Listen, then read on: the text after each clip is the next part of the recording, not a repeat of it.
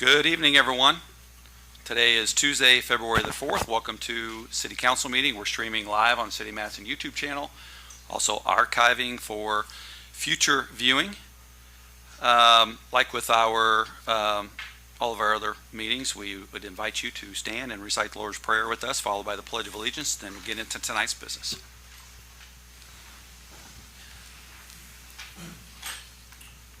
Father, who art in heaven, hallowed be thy name. Thy kingdom come, thy will be done, on earth as it is in heaven. Give us this day our daily bread, and forgive us our trespasses, as we forgive those who trespass against us. And lead us not into temptation, but deliver us from evil. For thine is the kingdom, and the power, and the glory, forever. Amen. Allegiance to the flag of the United States of America, and to the republic for which it stands, one nation, under God, indivisible, with liberty and justice for all.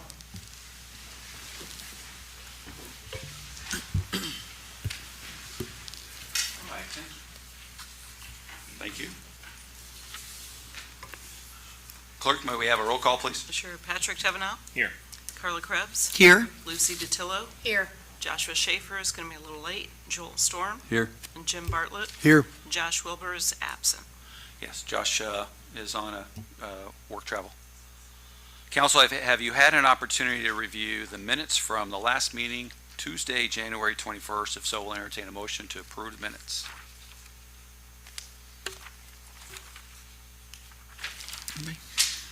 I move we accept the minutes as presented. I will second that. Any discussion? Hearing none, all in favor, please say aye. Aye. Any opposed? Thank you. There is a guest here tonight. I'd like to invite Dan Cole for a presentation of a gift to the city of Madison. Dan, please come.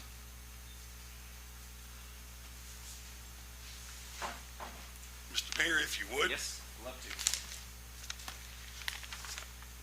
Wow, it's beautiful. Mr. Mayor, esteemed members of the council, thank you for the opportunity to come before you this afternoon.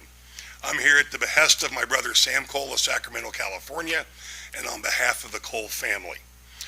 This watercolor is from 1962. It's of the original Miss Madison at Seafair, presented to Phil Cole Jr. by Gerard Richardson. Gerard Richardson has been generally recognized by art critics as one of the most important naval artists of the 20th century by Who's Who in American art. His famous painting, Heavenly Mist, which was a rendering of the sinking by a Japanese destroyer named the Morning Mist of the PT boat 109, helmed by John F. Kennedy during World War II. That painting was a favorite of the president's. It hung in the White House until his assassination. The Cole family is proud to present this original painting by the world's most famous combat artist of World War II and an exclusive artist for the Hearst publication, Motorboating Magazine. His boating paintings have graced the Hearst headquarters in New York City for decades. None are for sale. The collection is priceless. His painting of JFK and the sinking of the PT-109 was Kennedy's favorite. It graced the walls of the White House and is permanently displayed at the John F. Kennedy Library. This painting has been in our family for 63 years. Dad gave it to Sam when he was in the 4th grade at Eggleston Elementary, and he has kept it since. I remember seeing it hang in 819 Walnut during my entire childhood. From my brother Sam, we feel it is important that Madison recognize and remember the founding roots of the Miss Madison racing legacy, the contributions of our family to the regatta, city, and the sport that is boat racing. Couple that with the significance of this painting by a world-renowned artist, it exemplifies the history and legacy of Miss Madison Racing as the longest-running team in motorsport history. Our hope is for the painting to be displayed prominently in City Hall for everyone to see for generations to come. Thank you. Sure.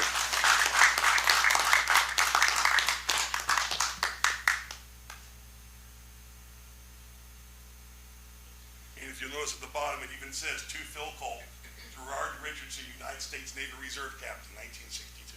So as a fellow Walnut Street kid, tell us a little bit about your dad. Phil Cole Jr. You might remember, most of you probably won't, Dad got Madison their first two hydroplanes. He got both of them from Samuel DuPont.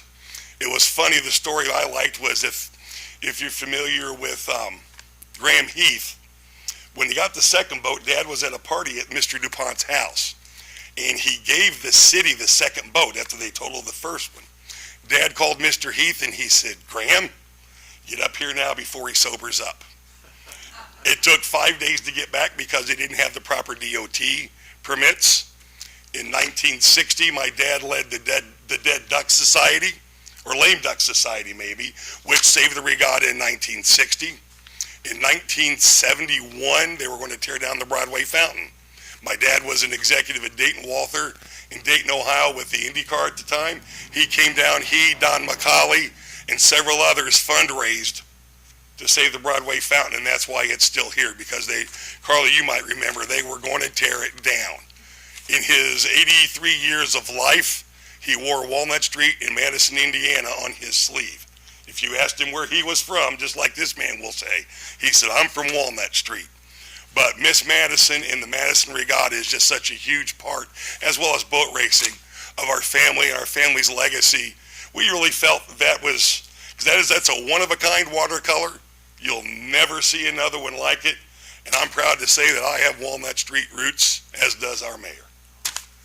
Thank you. You all have a good night. Thank you. You guys are good. Thank you. I just want to say again, thank you to you and your family for all your contributions to our city, the leadership, the legacy that your family has in our community. Thank you for this. I'll tell you, it's bittersweet, knowing where Miss Madison is now. It had a tremendous history. It literally put the city of Madison on the map for boat racing, and it is in the Madison Regatta, celebrating the 75th anniversary this year, and it truly is one of the three pillars of racing in the state of Indiana. So thank you for this. It means a lot, and we will hang it proudly in City Hall. And Lucy asked me the number 6. My dad just came up with that. No secret, 6 sounded good. And the first mayor, Mark Lytle, is the one that coined the term floating billboard. Thank you. And as it was. Let me go put this in a safe place, and I'll be right back.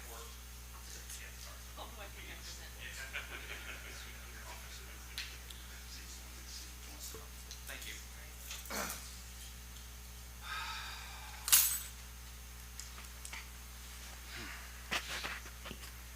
Wow. Sam reached out to me a few weeks ago and mentioned this, and then Dan did too. And so it's if you get a chance, get a close-up look at this painting. It's really beautiful, and then also just the legacy of its artist and his history, his American history. And Miss Madison is part of the American story too, and definitely a part of Madison's story. All right, we'll move on to our resolutions or bills. I know Mindy will be back here because this next ordinance amendment is on her agenda. The first ordinance on first reading is ordinance number 2025-2, an ordinance amending salaries of appointed officers and employees of the city of Madison for the year 2025. And I think Mindy can shed a little light on this.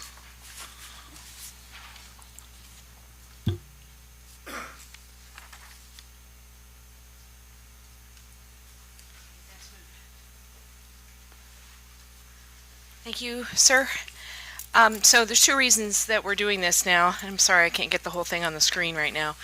It is for sewer and water hourly rates.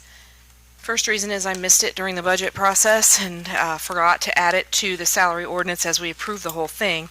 And secondly, it's needed because I don't think the higher end of those ranges had been adjusted in a while.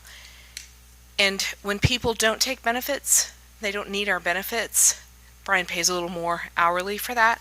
So some folks are already at or a little bit above those, so we're just bumping it so that they are still within the correct range. Since that's not on the screen, just to mention, council does have kind of the highlighted version that shows the modest changes between several of these positions in water and sewer. And really what we're talking about is just the maximum range and widening the range. And, costs have gone up, and certainly hiring people is more expensive, particularly, in some of the qualified positions we need in water and sewer.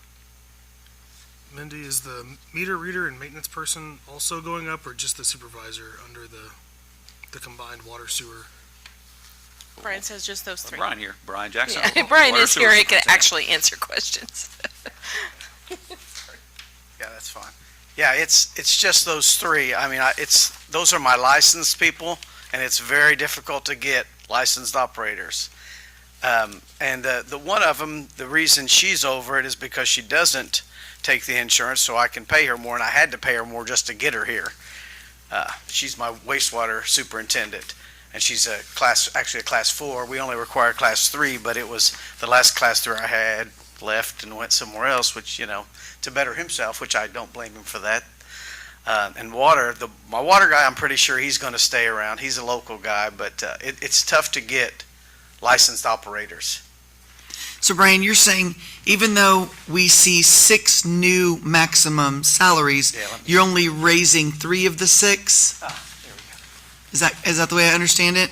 Like we're raising all of them for the future, but you're only actually using 3 of those? Well, I know you have people in all those positions, but it only affects 3 No, it employees. does affect all of those, but the other ones are just minor increases because most of those maximums, most of my people that have been here 20-some years are at the maximum. The ones where I go to like 36 and 40, that's for my supervising people. The other ones are going up a little, but that's just a normal increase that we usually have, but we just forgot, she just didn't get it in. Okay. My question was on the under distribution collection, meter reader and maintenance person. It's unclear from the packet. Are those going up, No, or those are staying? no, the no, same? no, those are the same. Okay. She just put the, I think where the heading is. yes, It was that's a little- just a heading. Yeah, the heading was Yeah. a little unclear. So I Yeah, wanted to make yeah, sure. yeah. No, the 26 maximums, those are staying the same. Okay. It's just those 6 that you see. And hopefully they're high enough. It's just hard to explain that. If she doesn't take insurance, that's the only reason I got her. She didn't need insurance, so I could pay her a higher salary. And she actually cost me less than the prior person who was way under that because of benefits that we have here. I don't know, that's just the hourly salary. It doesn't take into account all the benefits that we pay.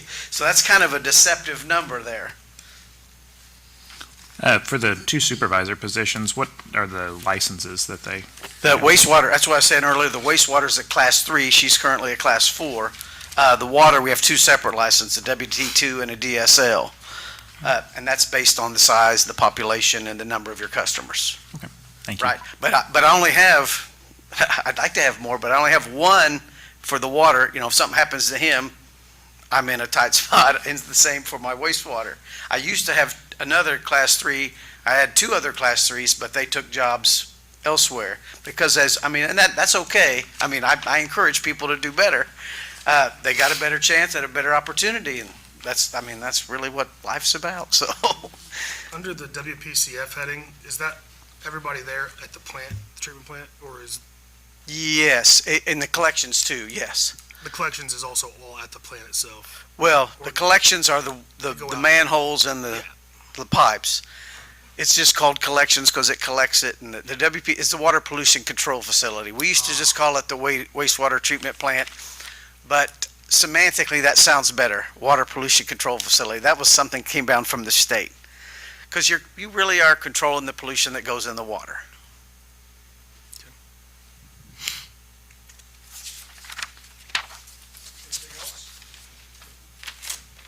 We'll open up, we can do public comment here too. Comment on this ordinance 2025-2 dealing with the salaries. Seeing none, we'll go on to ordinance number 2025-3, an ordinance closing certain unused funds of the city of Madison, Indiana. I believe Deputy Mayor Lee can share about this.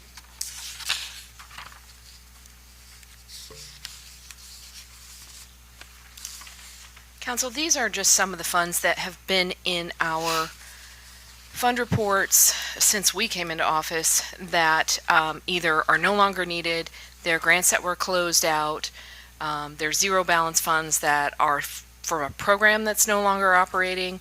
And so we're just trying to clean up, we're starting the process of cleaning up our fund report. Well, then Shirley and I will work together and go through the appropriation report because there are lines that we don't use anymore as well. But we felt like it was easier to start with the fund report and take care of some of these balances. And I don't know if it was included in your packet, but the originating documents to show where those funds need to go if there are remaining funds. I tried to make sure that we put those where they needed to be. So So some of these are grants and some of them are from other stuff, but are there any, I guess there's been adequate review to make sure there's no outstanding obligations under those grants, or? yes, they are, the ones that are grants are closed out, or even the grant program no longer exists. One of them, the community development, it hasn't been for years. That one's zero balance anyway, but like the National Trust Grant, 26,000, almost 27,000, Yes. there's no obligation? No. For that grant? No, that was Nicole Shell managed that one, and we double checked with her just to make sure that that has been closed out officially. Those funds are not grant funds. They were miscellaneous funds that were put in there to support, the match or whatever work that was being done. So that's left over. Was that the Paul Bruns grant? No. No? No. We haven't received any funds on Paul Brown yet. Okay. And as a word of clarification, the Public Service Video Fund, you all may remember sometime back when we had the video board, and at that time, the City of Madison was the holder for this fund with funds from Hanover and Jefferson County as well as Madison.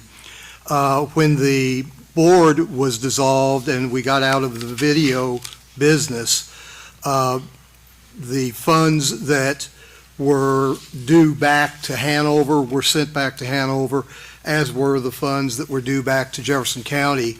The only thing remaining was the funds that were due back to Madison, and frankly, this fund has simply languished during that period of time.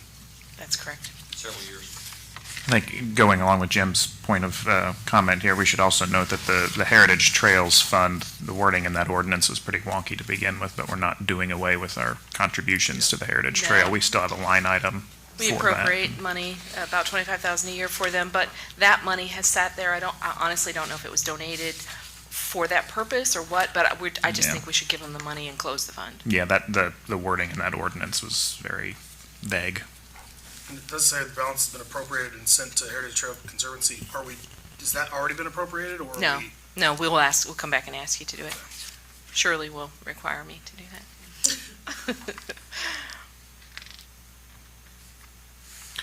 Any other questions from council? Anything from the public? Seeing there none, that will go on to third reading. I would move that we waive Second the reading. rules and go on to second reading at this time. Is there a second? I'll second. All in favor? Aye. Any opposed? Ordinance number 2025-3, an ordinance closing certain funds, unused funds of the City of Madison, Indiana. Any questions or comments? Any questions or comments from the audience? Roll call vote, please. Patrick Chevino, Yes. Carla Krebs, Yes? Lucy DiTillo, Yes. Josh Schaefer, Yes. Joel Storm, Yes. Jim Bartlett. Yes. All right, the next thing is resolution number 2025-1C, a resolution designating the individual responsible for coordinating efforts of the City of Madison, Indiana to comply with Title II and investigating complaints where the city has violated Title II with respect to the Americans with Disability Act of 1990. It's me again. This is a resolution that we have to do for NDOT. NDOT requires you to approve who is our ADA coordinator. And it's part of the ADA transition plan update that we're getting ready to submit as required. And I have been this designee up to this point, but I put Chris Hale in here now because he is going to be over that.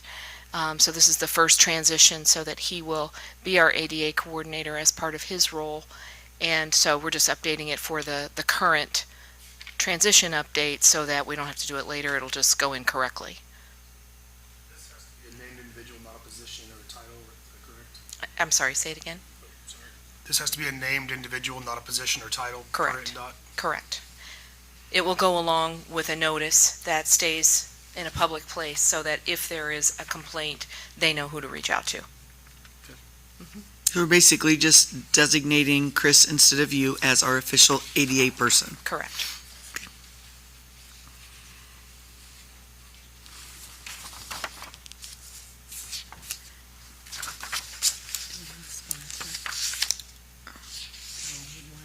No, I don't think so. Anything else? Anything from the audience? I'll do a roll call vote.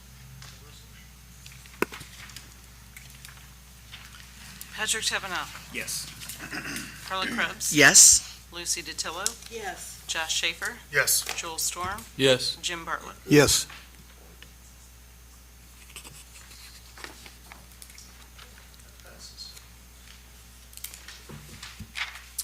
All right, moving on to the rest of the agenda. Council, are there any reports, recommendations, or other business from standing or select committees of City Council? Hearing none, I'll invite Brian Jackson back up, who is our utility superintendent, to give you an update. I gave you guys kind of a brief outline. I'll kind of give you some more details on the outline. It's basically at the beginning is the 2024 brief review, and I'll start with the water project. The Division A water treatment plant facilities improvements, which includes 3 treatment plants, our east and west end, and one called JPG. That has been completed. It included the replacement of existing electrical and control systems, a new master flow meters for each production well to improve our water loss accountability, which we have to do a water loss every couple years. And it included upgrades to the existing chemical feeds, new variable speed drives for the existing wells and booster stations. And so far, the partial retainage has been given to the contractor Division A. There's a small portion left. Once that's given, Division A will be totally closed. Division B, which included the water tanks and towers and the maintenance, Madison has 6 tanks and towers, both ground and aerial. That work is still ongoing. It included the rehab of all the 6 tanks and towers, which included repair work inside and outside, then painting of all the towers. And you can see we've got some new Madison symbols on some of them. We got one by the school that I think's got a little cub on it. And the Division B is taking a little longer because during the project we discovered that the roof on our East million-gallon tank was failing. So we added that to Division B, and so we had to give them some extra time to repair that at around $300,000 cost. But fortunately, we were able to add that to the project with the interest we earned on the loan money. So it's not going to cost us anything out of our operating budget, which is a big plus. And Division B is still open. Like I said, they are not closed out. Division C, which was water line improvements to the water distribution system, it has been completed. A summary of it included water main replacements at Flint Street, Hillcrest Drive, Sunrise Subdivision. The one in Sunrise Subdivision also included a loop going from Ridgewood Drive in the subdivision to the east end of Rose Allen Way. Before we did that loop, Sunrise was like on an island, so if there was a break out on Hatcher Hill Road, that whole area lost water because it wasn't looped. Looping means you're just going to bring the water in another direction now. That was a big plus of that. And for fire safety purposes, that was Correct. huge. That was one of the reasons we redid a lot of these lines, because you need a 6-inch line for good fire safety, and we didn't have 6-inch lines in a lot of these places. Also along the fire, we installed new fire hydrants and valves, and it also included an allowance for customer meter replacements. which the last item on there on your list is the ongoing meter replacements. We try to replace approximately 600 residential meters a year. Sometimes we do a little more, sometimes we do a little less. And when our last rate increase, we put that money in there to do that. Generally, residential meters can last about 10 years. That's the reason I do 600 a year. We have about 6,000 customers. Large meters, less so. They only last a couple years because obviously the volume of water going through them. Brian, are all of our meters the wireless ones now? Mostly. We have two types right now. We have our own internal system with about 3,500 meters on it, that we have towers that do it remotely, that doesn't use cellular. We're converting to the cellular. They're a little more reliable. That system's getting antiquated. We still have to read about 900 meters physically. So obviously those are the ones we're putting the cellular ones in right now. Our goal is to eventually get the entire system to cellular so that with that system, hopefully the customers can look online and see how much they're using. They'll have a login. We're not to that point yet. I mean, we have probably about 1,000 customers on that, but they haven't been notified that you can do that because we're not ready for that yet. So of the 900 that are still manually read, is it particular class? Is it residential or commercial? All It's the just above? it's just a particular area. It's mostly residential, almost all residential. I kind of class the bigger meters in a separate altogether. That most of what I'm talking about is residential. The big meters are a whole different ball of wax. I don't know. So once we get those extra 900 replaced, and is that going to make your meter reading operations more efficient? Yes. Yeah. I mean, we still have issues. I mean, even though you have cellular and we have that wireless system that she can just pull the readings, there's always trouble. 50 of them didn't read, so she sends the guys out to read those. There's always going to be issues because when you have we have 6,200 meters, you're always going to have some issues. And you're always going to have to read some physically because of an issue that happened, either electronic or cellular goes out, anything like that. And we probably have several hundred of those a month. Okay. Any more questions on the water One read? more question on the water line improvements. This might be more from Mindy. Did all the roads that got destroyed from the water line project get resurfaced now? There's one left, Flint Street, right? Flint Street, yeah. Yes. All but Flint Street. But Flint Street was the very last one done too, so. But it's still in okay shape, but it definitely needs repaved, yes. Is that in our CCMG or anything else for this year? It's not for the one we just applied for, but it will be on the next one we do for regular roads. And it's okay shape. I mean, I've driven it several times. As bad as It's, Frank's Drive was, or Sunrise? no, it's not that bad. And there's not near as many people that live along Flint Street. One half, the east side's the state park. We only have people on one side. And I know several people on that road, and it's better now. They like the water lines better. They were more concerned about that because they really had poor water pressure and poor water lines. A lot of leaks back there. That's why it was on the list. But okay, wastewater. Last Okay. comment on this. So when will Division B be completed? And it's been about 5 years from start to finish on this project, hasn't it? Yes, I don't know Division B yet. They were working inside, and the cold weather slows them down because they're doing stuff inside, physically inside the million-gallon tank.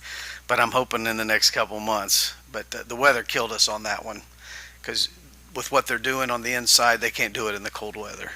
And we have a few days of warm weather, but We it's approved going to get SRF cold. draws yesterday, and have we started releasing retainage on Division B? No, you Okay. don't release Okay. any I didn't know if you retainage were until we in any of finish. that. Okay. Yeah, that's why I said that about C at or at A at the beginning. It's partial release, but they're totally finished. Okay. Yeah, we don't release any retainage until the project's totally complete. And then, so far, we've done partial releases. Yeah. And then full Based on releases, but. Keep going.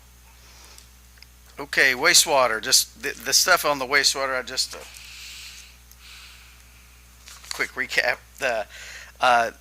We rehabbed the east primary clarifier in 2024 at the treatment plant. We rehabbed the west one in 2023. We're hoping to get 15 or 20 more years out of them, but just realize that those two primaries were constructed in 1949. And they're still holding up, and that was our point of spending, 75 to 85,000 on each one to buy 20 more years, because a total reinstall is millions and millions of dollars because of where they're located. But I think we bought some extra time with that. Then also number two on your list, we upgraded the Thomas Hill Road lift station. These are just some minor things. We installed a wet well wizard at Virginia Ave lift station. I'll kind of explain what that is. It's a kind of an experimental thing that we're beginning to use to reduce fog, which is fats, oil, and grease in lift stations. And it helps your lines, it helps the scouring of your lines and everything. And so far, we think it's doing pretty well. Basically, the way it functions is it provides more oxygen to the water. And there's two types of microbes that eat the waste, for lack of a better word. There's anaerobic and aerobic, and the aerobic ones are what helps keep the smell down. So hopefully by doing this, if it works well here, we're going to use it at a few other places. The reason the Virginia Avenue one is because that's a very heavily used lift station. So is that kind of like a mini treatment plant then inside Well, the well? I mean, Yes very, and no. very mini. Yeah, because it's going through there so fast. I mean, the pumps are kicking on, every 30 minutes, so it's not like it takes 2 days to go through the plant. Yeah. So it's going through there pretty quick because it's so much smaller. But and then we put a new aeration blower at the treatment plant online. We're hoping that helps reduce our electric bill, which is anywhere from 20 to 25,000 at times. But that's also, the blower mainly is what's providing the air at the plant to the water to help with the bugs. And then we had the State Street sewer line and manhole replacement. We replaced the failing sewer line along State Street. It was closed for a short time in 2024. I don't know if you remember. Basically from the intersection of State and Blackmore easterly about 200 or 300 feet, we had a line go bad and a manhole go bad that we had to replace. And then East Street here, we had a sewer main replacement there, and we replaced about 60 feet of that 8-inch sewer main from Vaughn Drive heading north, and we had to modify an existing manhole. The downtown lines are sometimes, we could spend every week repairing lines downtown. Some of them are so antiquated. They're old vitrified clay pipe, and they're just in bad shape. But we do the worst, and we work our way through it. Brian, sorry, I'm going to look back a little bit for you. Maybe I'm misremembering or I missed it. The wells themselves were included in the water plan, right? Was that one? Which of these divisions was that? Yes, that was Division A. It was Division A, and so all the well work Yep. is done. The 3 treatment plants and the wells. Yeah, that's when I said where we put meters. We added meters to all the wells. Okay. We didn't do a lot of work to the wells. We added meters to the wells and the treatment plants, which are at the wells, which treat the water that the wells pump. We put some new boosters and some new VFDs. They're all related to the well, but we really didn't redo the wells. You didn't do any hard work on the wells? No, Okay. we actually have those inspected like every 12 to 18 months anyway, and we do constant repairs on those because that's where we get the bulk of our water. Good question though. Okay, the NDOT ongoing repairs. I'm just gonna let you guys know some things that are going on. Up out at Riverview Drive on your way to Hanover, we supply the water out there. We're going to have to remove a fire hydrant there at the Riverview Drive intersection because NDOT's going to be modifying that intersection at State Road 5662 and Riverview Drive by widening Riverview Drive, which that's what's taking out our fire hydrant, and then they're adding a turn lane on the highway. Now, I hope they're going to eventually widen that whole road going out there. That's not a good road if you're familiar with it. It's busy. I don't know if we're going to replace the fire hydrants yet. We've got that subdivision right there to the west. We got to take some measurements and see if we've got enough hydrants in the area to cover it. If we do, then we won't. If we don't, then we will. But I haven't got there yet. Also, I spelled culvert wrong. I see that the culvert by Grody. We're going to have to relocate our water line there. This is another NDOT requirement. The wing walls on the new culvert are going to conflict with our existing water line, and NDOT's requiring us to relocate our line. It's on the west side by the highway? It's on the east side of State Road 7. On the east side of State, yeah. Yeah. east side of 7, really right next to Grody. When you're standing there, Grody's right there on the other side of the fence. And now that project has been going on for a while. I'm not sure when we're going to have to relocate it. If you're familiar with NDOT and how slow they are, you get the information in 19 and 20, and then you may do the project in 24 And and this is the one we 25. received the detour notice on from NDOT about the timing, and it's going to be closed for a short period of time. I think they said sometime between April and June it'll be closed, I think for 7 days. Yeah. Or less. Yeah, and we have to have our stuff out of the way before that happens. So, Does NDOT provide any financing to help do this, or is it because we're No. in there? we're in there right away. Okay. Right. Years ago, it used to be not so, but it's with money tight the past 5 or 10 years, NDOT has really not helped as much as they used to. NDOT does indemnify the city for any damage to a detour road because of the work they're doing on a state highway, so. Right. We have that. I don't think we've incurred any damage on detour routes, but that is part of our agreement with them. But the relocation is up to us. Yes, entirely. The water department. I've already got that scheduled and everything, and I've had the quote for a year and a half. But The relocation is just moving it within that right away, not right, moving it yeah, across the road. basically, we're going to put in 3 elbows and go around the wing walls and leave everything else right where it is. There is a gas line in our way. I mean, but the gas line's going to have to move, or it would really been expensive for me. So the gas line will move first, then we move, then the electric's on the other side, so it's not going to affect us. But yeah. Okay, Before we move off of that, you want to mention Clifty Drive, because that's part of the NDOT projects here too. what do you want me to mention? Well, I mean, I know that they'll be They're supposed to. recommencing. We start have our construction. meeting. We have a meeting next Thursday, but I don't know anything other than that we have a We'll find meeting out next Thursday. Because before they took a break because of winter weather, Correct. we were in the process of having to relocate some Mencius, was it cement pipe? There was a concrete head wall that they had to relocate for a gas line and for the water line. And I think that's all. The paperwork's been done for that. But they will be closing several lanes just like it was last year. So Clifty Drive is going to be shrunk down again. But Thank you. okay, wastewater, upcoming projects, the Terrace Drive, the aerial sewer repair. What happened there was we have concrete piers supporting that iron pipe going through there, and they're failing. They're pretty old too. And a pipe broke from once it lost support. We've got it strapped up to a tree to temporarily fix it. And if you're familiar with that area, it's very tenuous. It's a steep hill, but we've got it scheduled. As soon as the weather gets better, we will be fixing that and probably repairing several of the piers through there.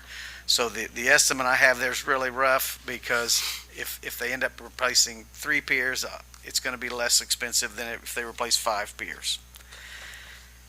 The pipe's still okay. They replaced a certain portion of it that broke, but mostly that's a ductile iron pipe. It's in pretty good shape.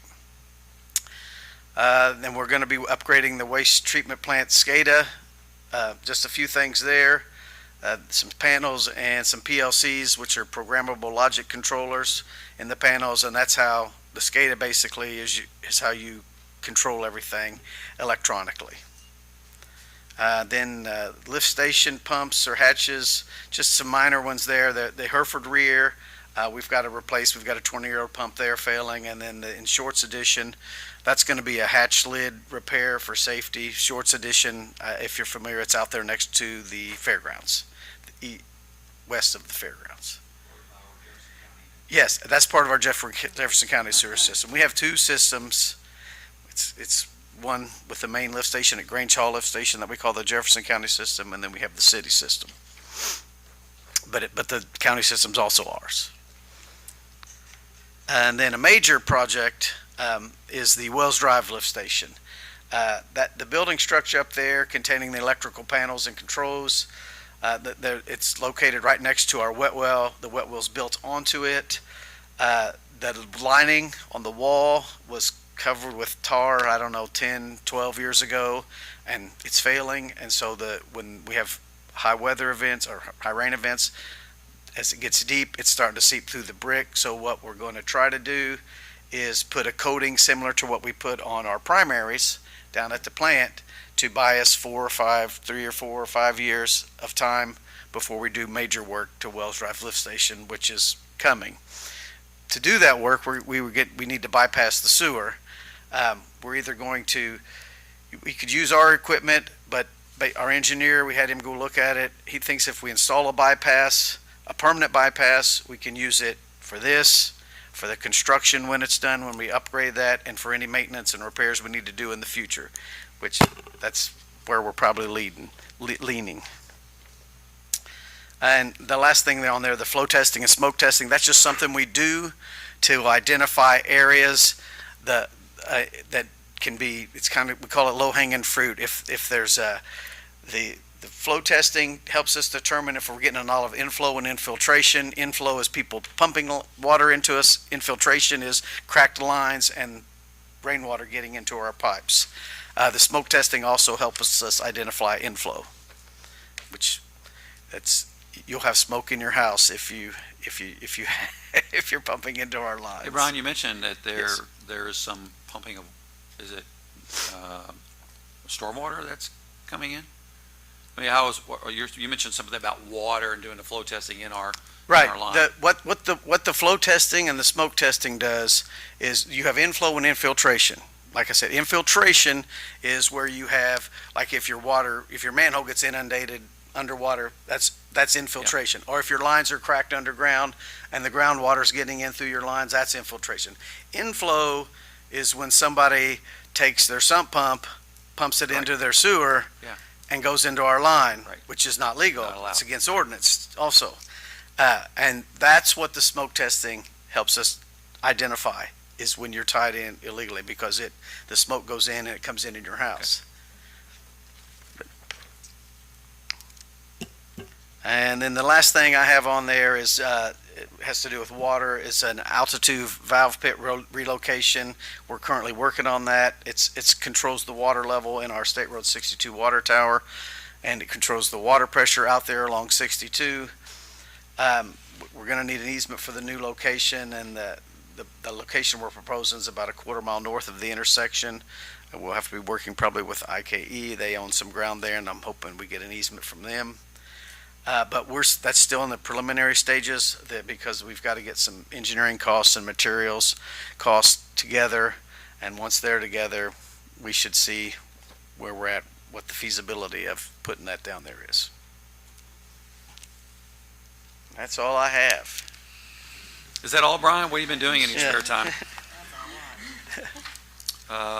Well, it's great that we're making the investment in doing the maintenance. It's been 8 years, I guess, since we did a rate study on sewer. Correct. Probably about 8 years. Yeah, It's around been- 17, been yeah. Probably around 3 now since we've done the water, so that'll be something else we need to revisit in the next year or so. Any questions? Thank you. Thank you, Brian. All right, we have an ordinance. All right, ordinance number 2025-1 on second reading, and is an ordinance of the Common Council of the City of Madison, Indiana, amending the zoning map of the City of Madison, Indiana. And this is 1023 East Vaughn Drive. And if you recall, this received a unfavorable recommendation from the Plan Commission. And if you vote against this ordinance, the Common Council believes that it is not in the best interest of the City of Madison, Indiana, and its citizens that the zoning map be amended, and therefore concurs with the Plan Commission. So if you vote this down, you're concurring with the Plan Commission, but if you approve this, you are approving the zoning change. Council, attached to the ordinance are the minutes and the application from the Plan Commission. And I know Councilman Tevenall is on the Plan Commission, so is Councilman Storm. Councilman Wilbur is not here tonight. He's also on Plan Commission. Is there any questions or comments? Yeah, I inquired to the planning office, and they looked to see if they could find a building permit for this building, and they were not able to locate one. Do we think that was because of records issues, or likely They don't believe a building permit was issued. never issued? I don't know if that came up in Plan Commission or not. Yeah, we discussed it briefly because that zoning would have been put into place down there in the early 80s. And so it would have been zoned open space at the time. That would have gone up sometime in the 90s. So it in theory, couldn't have been issued a permit, At so. some point in the 90s, somebody built that property, the building, without a permit. Yeah. Correct. So moving forward, what kind of action should we take to make sure that, you know, we're respecting that area and allowing those people to have any, you know. A microphone, Mr. Councilman, thank you. We had, at the Plan Commission meeting, we had discussed with the applicant, you weren't at that meeting, right? No, but I'm No, tracking but yeah. the next recourse would be BZA. They could Yeah, try to yeah, do- we had recommended they go in for a variance on it, so that way it doesn't, they're able to take care of the building now, because now it's no fault of anybody's now that it's there and they want to do something to the property, but it would also prevent any kind of free-for-all on the property with changing that specific lot zoning while it's still open space to the left and right. Has the Gotcha. property Was changed there, ownership since the time it was built? Not that I'm aware of. and is there any, how does that work with, it sounds like that parcel is extending on somebody else's property line. They were talking about the survey, shows that there's a little bit of a mismatch. I think so, yeah. Yeah. Yeah, that was, Tony and Lisa Hammock, Yeah. they own the property to the right, and their survey showed that the structure was really built, I think, either encroaching on or like directly on that line there. Do we have any way to reconcile that, or what? We don't want to reconcile that. That's Okay. not a city. You know, Yeah. the city doesn't want to get involved in property line disputes. Okay, That's a neighbor. I got you. Yeah, Yeah. we don't want to get involved in that. Okay. And this far down the line, Now, I mean, again, all would have been rectified if a building permit would have been pulled, and, you know, all of that kind of stuff. Probably, you know, you would have been able to spot the setbacks and do different things, but and I'm not saying we want to go down this path, but especially given that it's almost 20 years later, but with the permit never, if we were 6 months after the fact, we would probably go after somebody to stop construction or to yeah. prevent that kind of thing. I mean, 20 years down the road, probably a little past our statute of limitations, even if not technically speaking, but, I don't, yeah, I I don't mean, think at we this wanna- point in time, I don't know what you would do. I mean, To go back to your earlier comment about had it changed hands, it did change hands in September of last year, but it looks like it changed to a family member. yeah, So, that's what I saw as well. any other questions or comments from the council? Anything from the audience on this? Okay, we have a roll call vote. Patrick Tevenall, No. Carla Krebs, No. Lucy DeTillo, No. Josh Shaver, No, Joel Storm, No. Jim Bartlett. No. All right, thank you, council.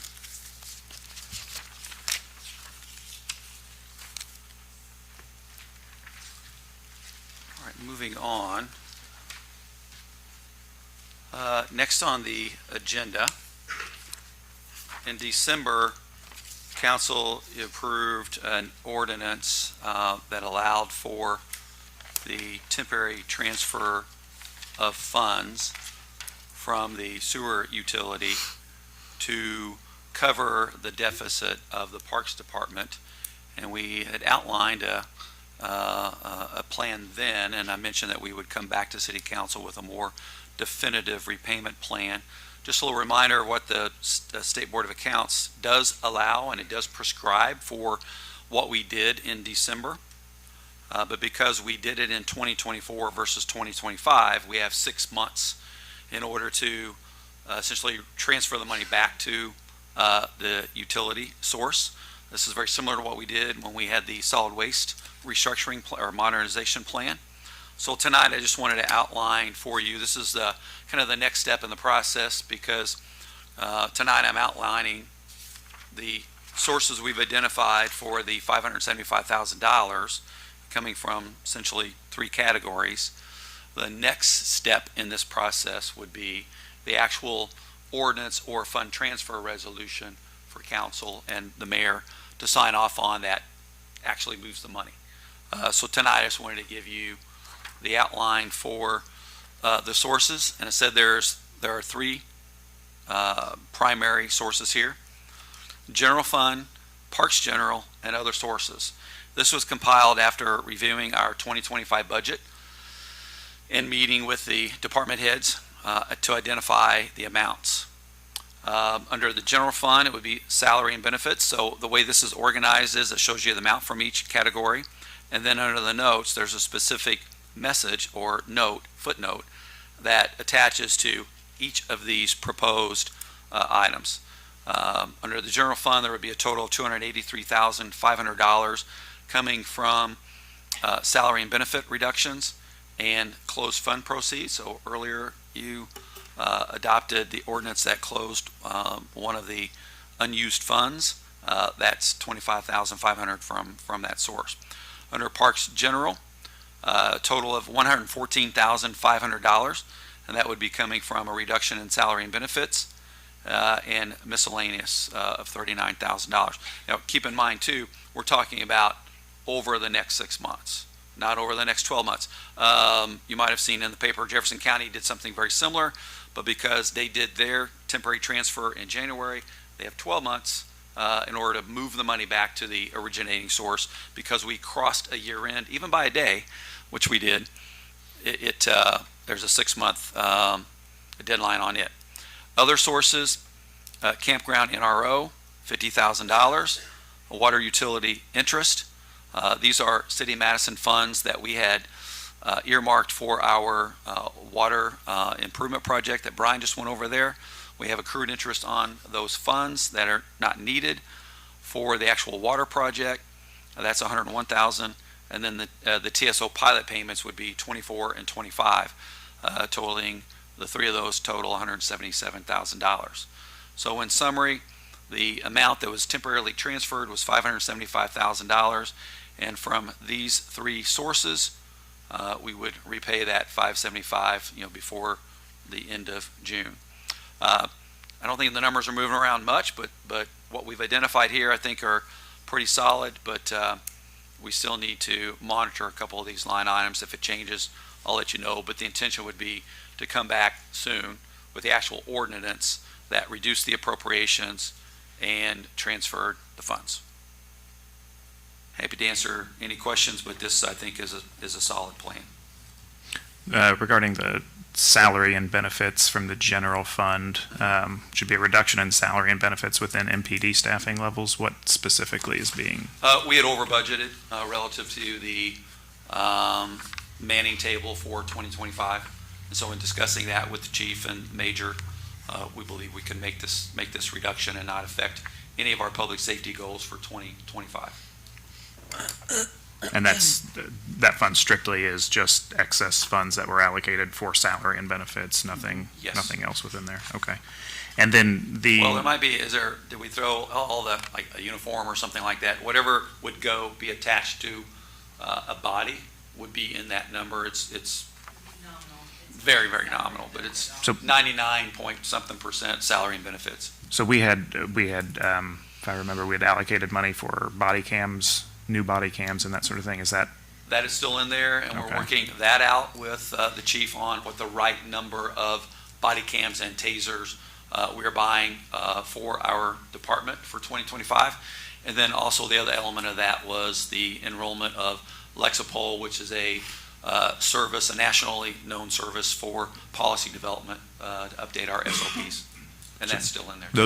So those are still in the budget, not included in this? Those are all still in the budget. Okay. Yes. And then the water utility interest, can we take, if that money is within the water department, we're already borrowing money from, or the utility department, we're already borrowing money from the utility department. How does it work with, This is in Taking water, funds. and the transfer came from sewer.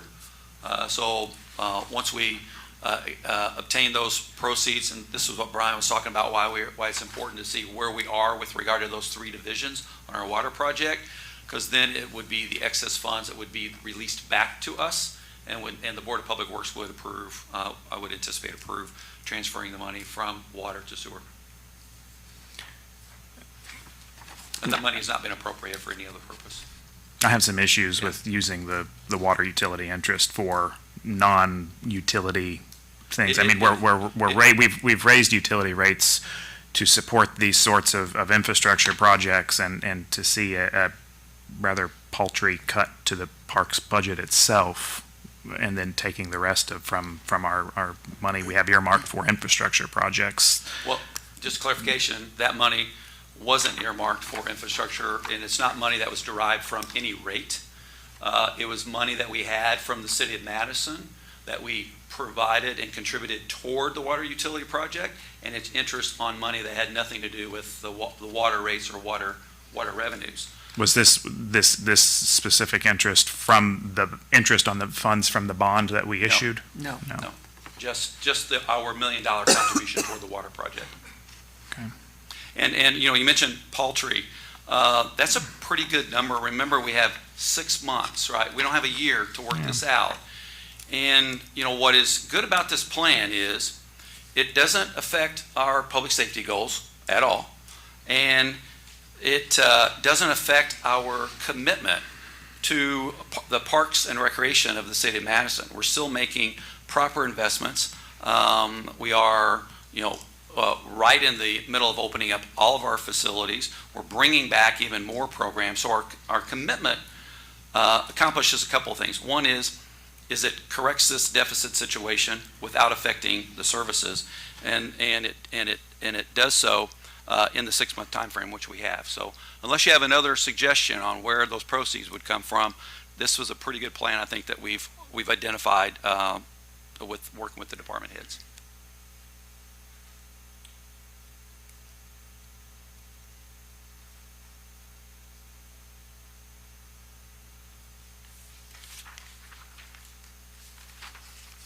Any other questions, council?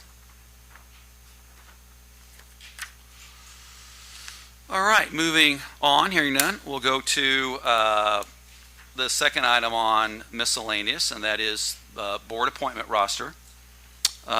Tonight, we have a couple of guests with us. Jared Anderson is here, and Ryan Rogers is here. I have recommended that, first, going in the order of the agenda, on the Human Relations Commission, reappointing 3 existing members, Katie Hadley, Jess McAllister, Kurt Gardner. And on the Historic District Board of Review, for appointments to that board, we have 2 appointments, Ryan Rogers and Jared Anderson.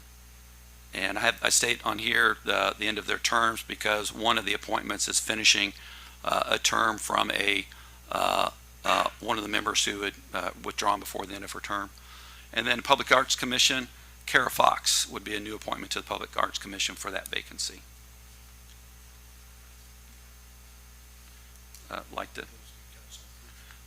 Yes, all of them on this agenda are the ones that are mayor appointments with council approval. So I would like a motion to approve. I move that we approve the provided list of appointments. Is there a second? I'll second. All in favor? Aye. Any opposed? Thank you, council, and Jared and Ryan, thank you guys for committing to serve, and it's going to be a pleasure working with you.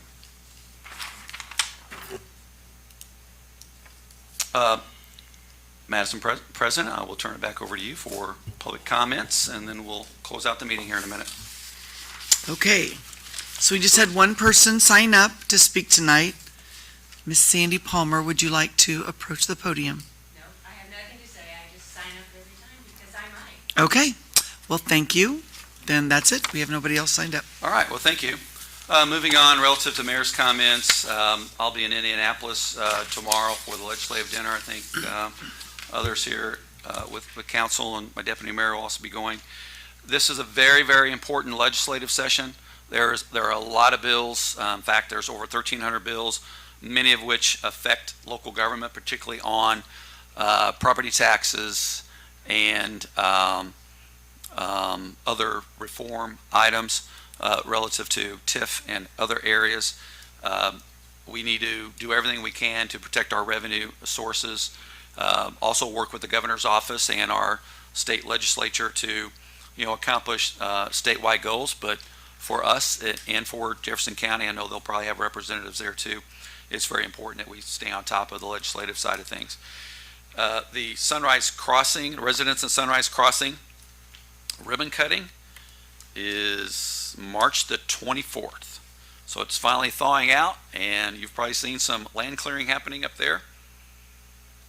And that is all of my comments for tonight. Council, I'll ask if you have any remaining remarks. Valentine's Day is coming up, so don't forget about that. And our next meeting will be February the 18th.